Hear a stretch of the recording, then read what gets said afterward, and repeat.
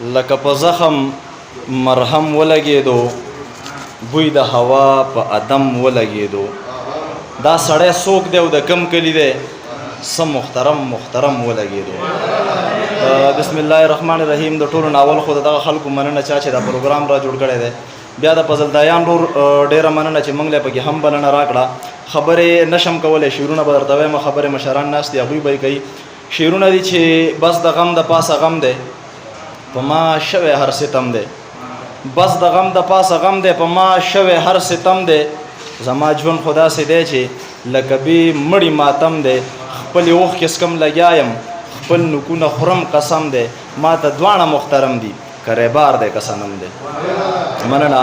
او دغه نور شعرونه دي چې د نفرت بوی راخیږي له وجوده، یاران نه راځي چې نه یې وي ثبوده. ته د سواد په بربادۍ کې ملوثې، یا یاقوته یا مرجان یا زمروده. ته د سواد په بربادۍ کې ملوثې، یا یاقوته یا مرجان یا زمروده. او دواړه لاسه مې هم تا ته پورته کړي، یا رحمانه یا رحیمه یا ودوده. دغه نور شعرونه چې ګټه تاوان خور او ورور، ورک دې نشي کور او ورور. درې واړه مې ښه ساتي، پلار دی او که مور او ورور. ګټه تاوان خور او ورور، ورک دې نشي کور او ورور. درې واړه مې ښه ساتي، پلار دی او که مور او ورور.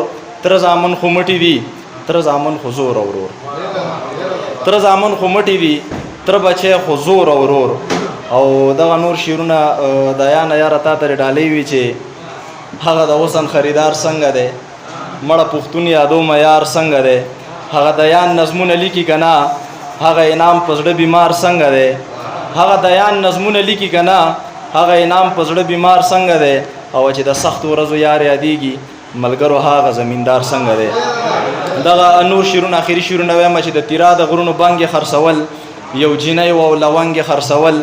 پښتنو له یې پردي جنګونه راوړل، پښتانه په سرنګ یې خرڅول. یو سړی و د ټوپک ګټې ته ناست و، یو ملنګ و وترنګ یې خرڅول. مننه.